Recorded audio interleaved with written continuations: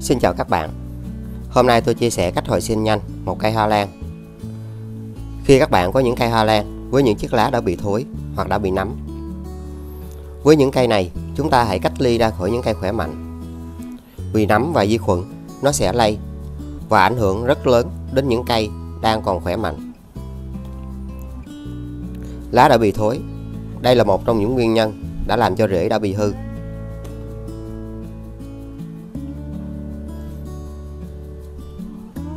Phần ngọn của cây đã bị mục nát.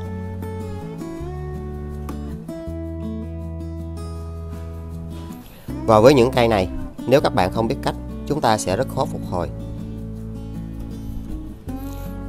Điều cần làm là các bạn cần phải gỡ bỏ hết tất cả những chất trồng này ra khỏi cây. Đây là một trong những chất trồng công nghiệp giữ ẩm rất nhiều. Và điều này đã làm cho những chiếc rễ đã bị thối rất nhanh chóng.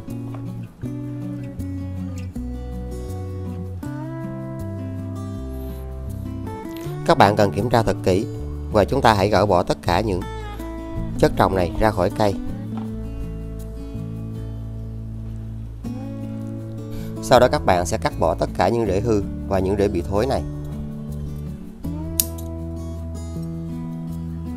Khi cắt bỏ rễ hư, các bạn cũng cần phải kiểm tra thật kỹ, vì trên đây vẫn còn những chiếc rễ đang phát triển.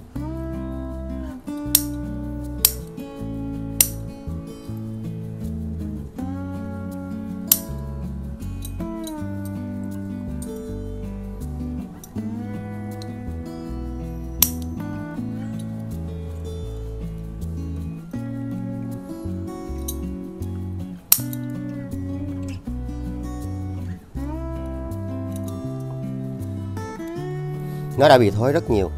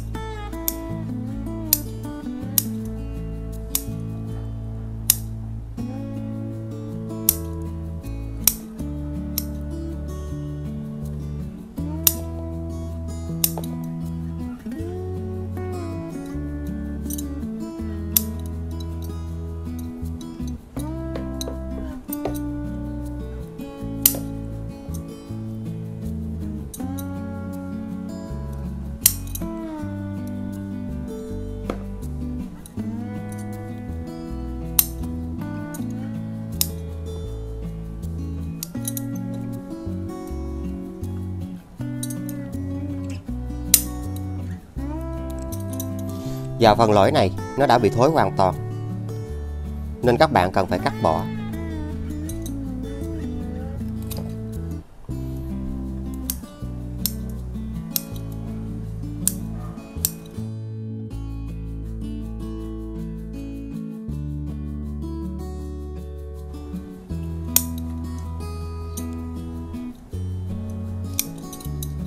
Khi các bạn thấy phần này vẫn còn tươi và trắng như thế này, nó sẽ giúp cho cây hồi sinh rất nhanh.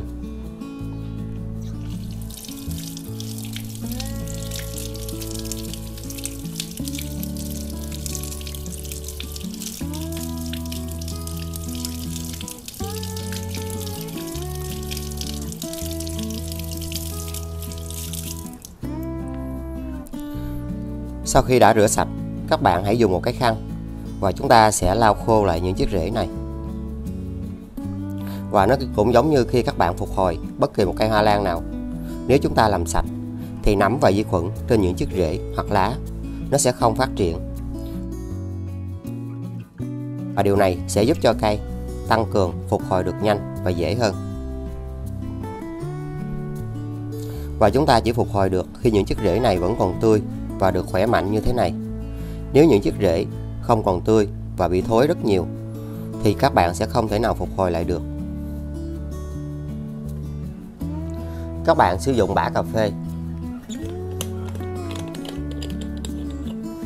Trong quá trình sử dụng, chúng ta đừng bỏ những bã cà phê này. Nó sẽ rất tốt cho những cây hoa lan của các bạn phát triển và nó sẽ luôn có rất nhiều hoa.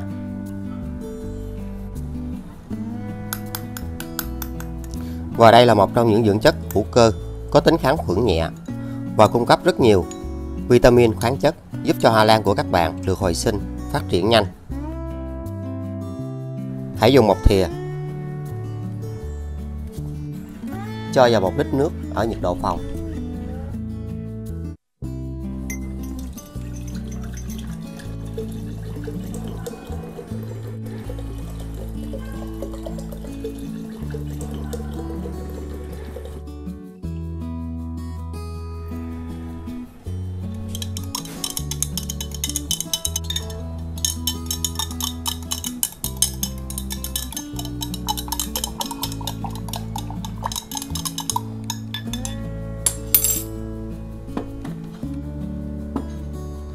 Sau đó các bạn hãy lọc vỏ cặn.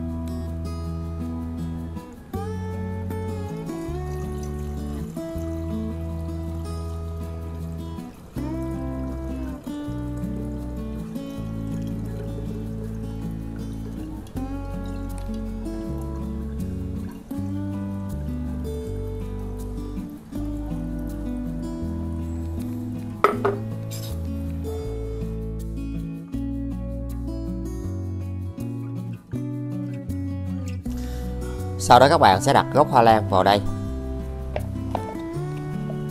Và chúng ta hãy cho nước này vào.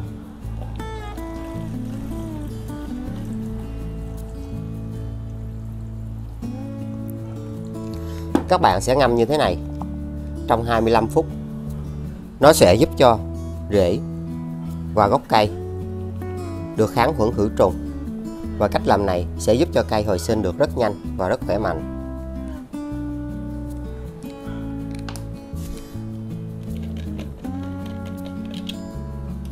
Và phần nước còn lại này các bạn đừng bỏ đi.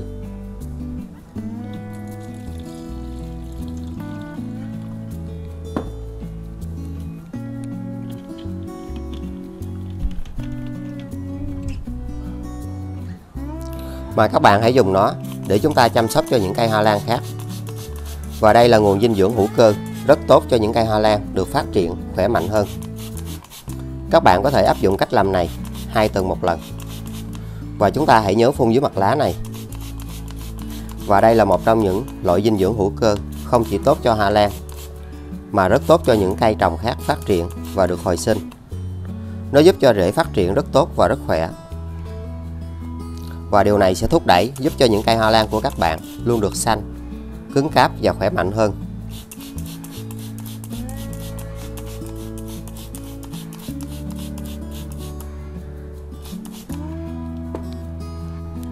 Hoặc các bạn cũng có thể sử dụng nước này để chúng ta lau lá cho cây. Và với những cây hoa lan của các bạn, khi chúng ta áp dụng cách làm này, nó sẽ giúp cho những cây hoa lan nhỏ, những cây kém phát triển sẽ luôn có được những chiếc lá rất tốt. Và điều này sẽ thúc đẩy sự phát triển rất nhanh ở những cây hoa lan của chúng ta.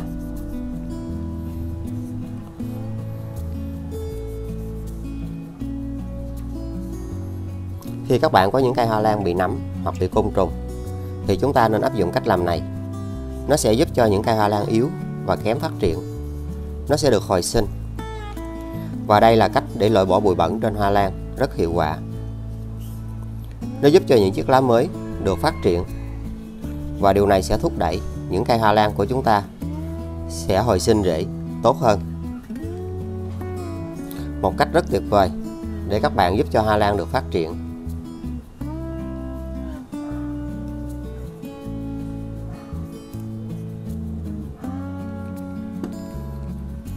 Sau đó chúng ta hãy tưới vào gốc của cây để bảo vệ cho những chiếc rễ được tốt hơn.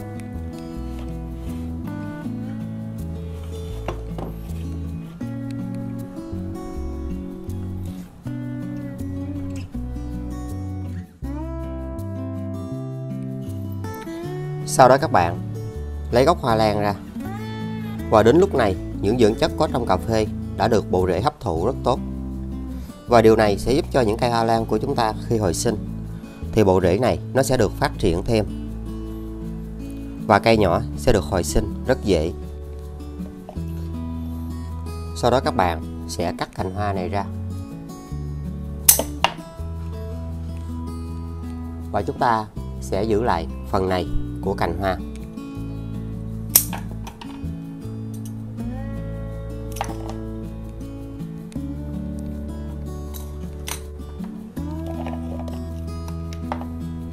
Sau đó các bạn sử dụng bột quế,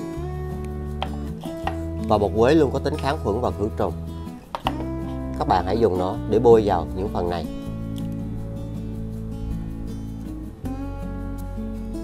Và cách làm này sẽ giúp cho rễ được kháng khuẩn.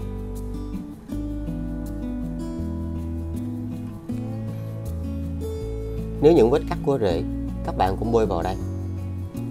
Và chúng ta hãy cẩn thận, nếu chỉ còn sót lại một vài rễ ở đây mà bị hư thì nó sẽ làm cho cả phần gốc hoa lan này sẽ bị thối theo.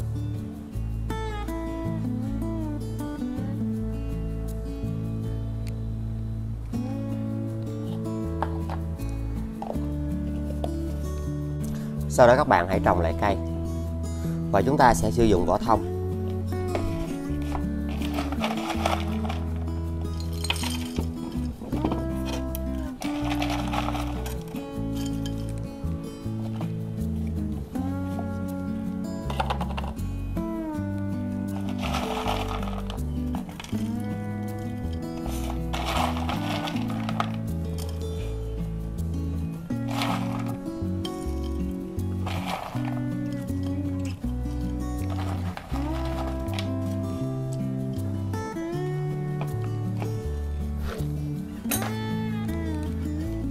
Các bạn cho một ít rêu vào.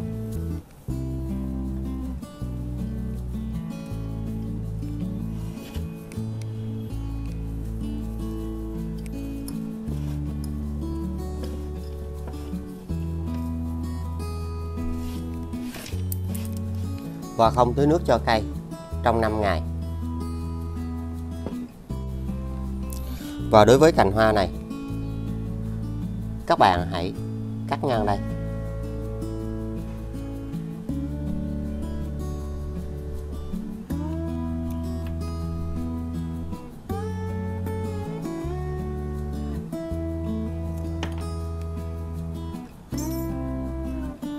Sau đó chúng ta sử dụng một cây nến.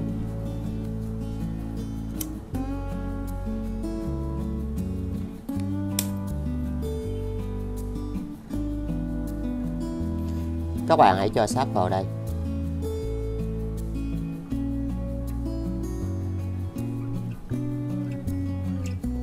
Và cách làm này sẽ bảo vệ cho vết cắt không thấm nước, và cành hoa sẽ được bảo vệ rất tốt.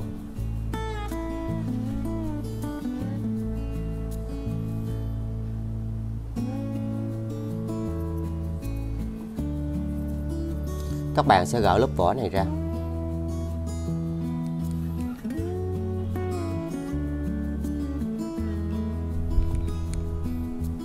Và cây hoa lan nhỏ nó sẽ được mọc lên ngay tại phần này của cành hoa.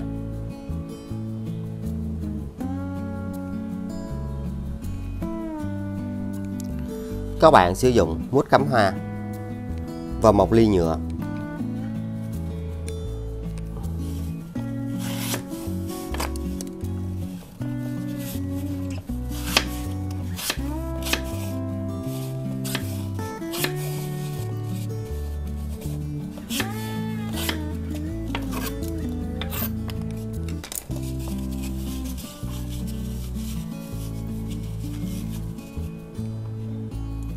Sau đó chúng ta sẽ ghim cành hoa lan vào đây.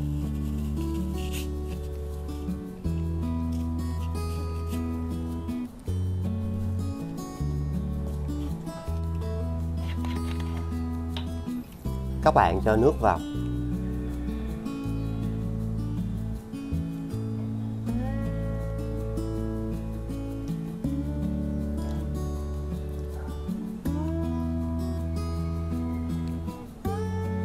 Và chúng ta chỉ cho bao nhiêu đây nước.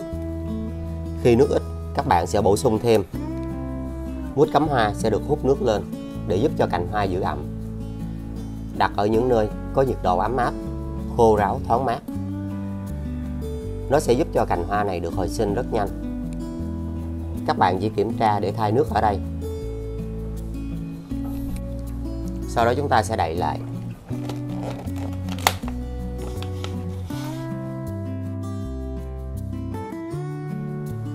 Và sau 5 ngày,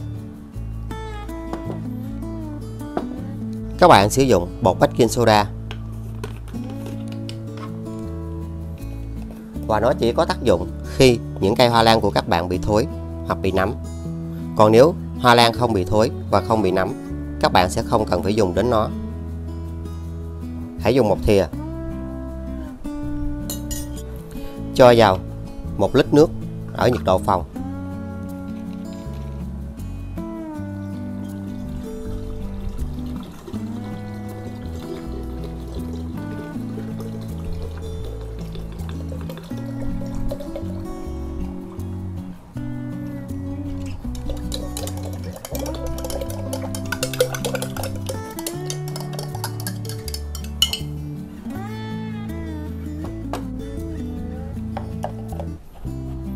Sau đó các bạn hãy tưới nước này vào đây.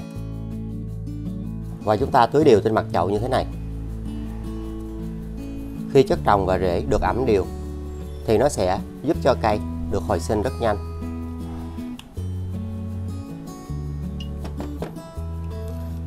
Các bạn sẽ để trong 20 phút. Và phần nước còn lại hãy dùng để chăm sóc cho những cây hoa lan khác. Và nó sẽ có tác dụng rất tốt cho những cây hoa lan của các bạn khi bị nấm, khi bị côn trùng. Thì nó sẽ được hồi sinh và phát triển được rất nhanh. Những cây hoa lan có lá bị vàng hoặc bị mềm, nó sẽ được phát triển lại rất tốt và rất khỏe. Các bạn nên áp dụng cách làm này mỗi tháng từ 1 đến 2 lần. Và bột baking soda là một trong những chất rất dễ tìm tại nhà.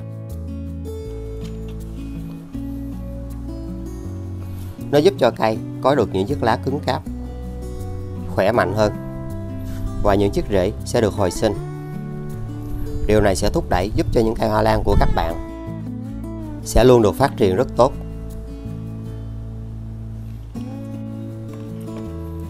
Sau đó chúng ta hãy tưới vào gốc của cây. Nó sẽ bảo vệ cho những cây hoa lan của các bạn được phát triển rất nhanh. Và với cách làm này, hoa lan sẽ không bị nấm. Nó sẽ luôn được bảo vệ rất tốt và rất hiệu quả.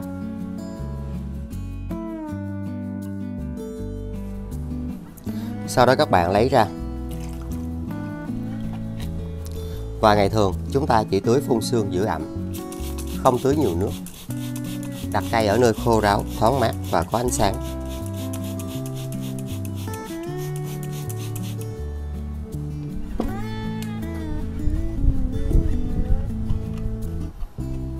Sau đó các bạn đậy lại và chờ cho cây hồi sinh.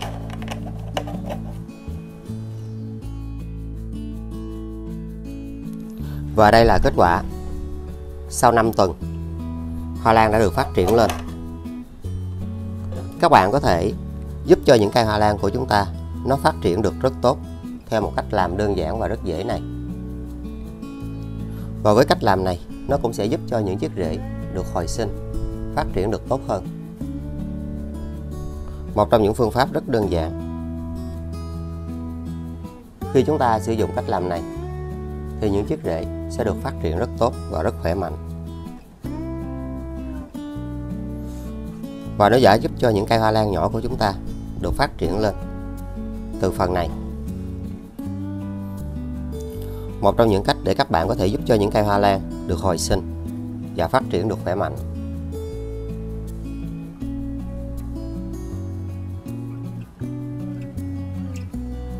Và đến giai đoạn này, mình chia sẻ thêm cách chăm sóc để giúp cho cây hoa lan này được lớn nhanh và dễ hơn.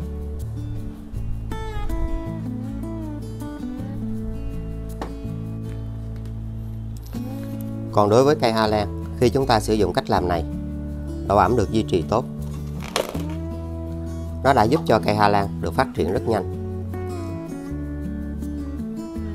Khi các bạn đặt vào như thế này, thì chúng ta cần phải có sự kiên nhẫn, vì mỗi loài hoa lan đều có sự phát triển và sinh trưởng đều không giống nhau.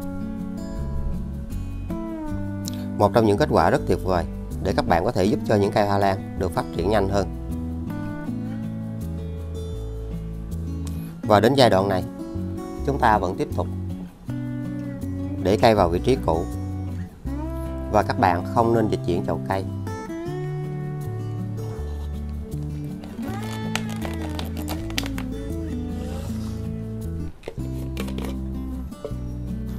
Các bạn sử dụng 500 ml nước.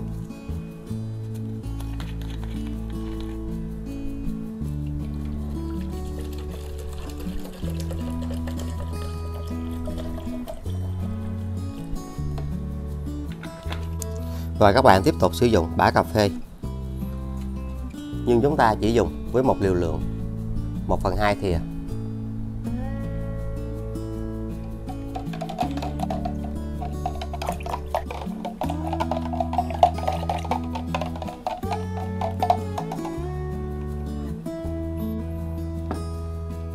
Sau đó các bạn hãy lọc vỏ cặn.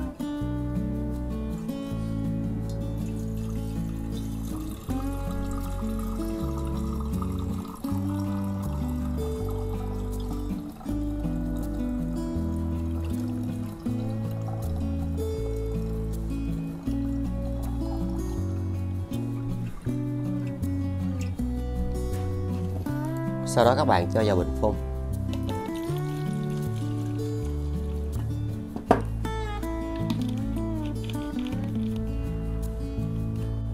Và sau đó chúng ta sẽ phun trực tiếp lên cây hoa lan. Và các bạn nên áp dụng cách làm này 14 ngày một lần. Nó sẽ giúp cho những cây hoa lan của các bạn được phát triển rất tốt và rất khỏe mạnh.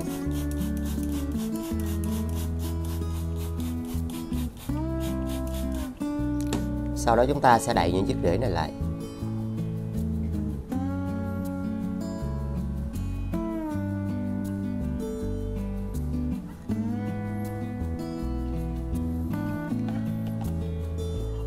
Các bạn hãy tưới nước này vào gốc của cây.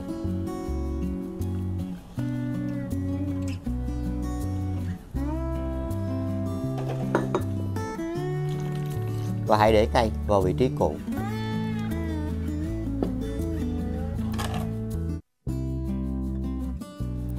Kết quả, sau 3 tháng, hoa lan đã được phát triển lên. Đây là một trong những cách làm rất dễ mà các bạn có thể tận dụng những chất hữu cơ tại nhà để chúng ta giúp cho hoa lan được phát triển. Cây đã rất xanh tốt và đã rất khỏe. Luôn có những cách làm và các bạn cần phải có sự kiên nhẫn.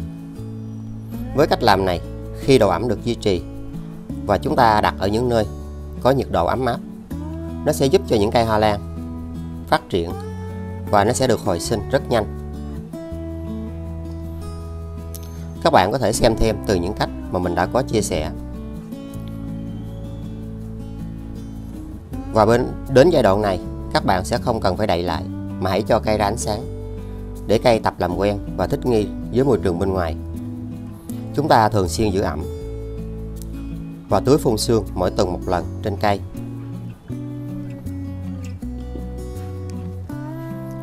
Còn với cây hoa lan này, nó đã được phát triển lên rất tốt và rất khỏe.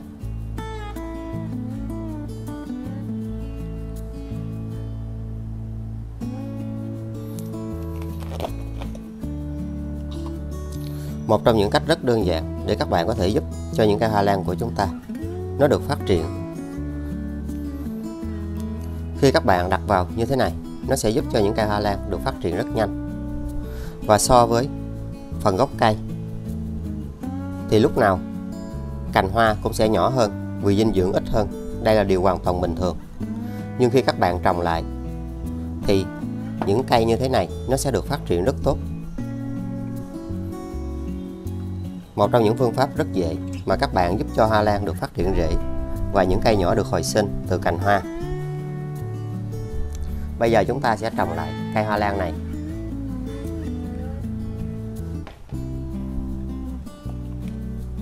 Các bạn sẽ trồng lại bằng vỏ thông.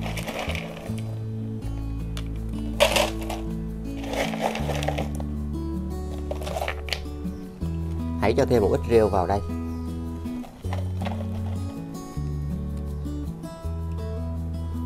Với những cây hoa lan nhỏ, các bạn nên sử dụng một ít rêu để giúp cho cây được giữ ẩm.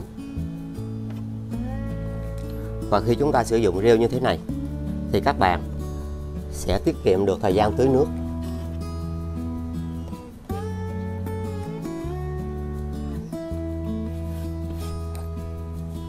Còn với chậu hoa lan này, các bạn cũng cho một ít rêu vào đây để giúp cho rễ được giữ ẩm.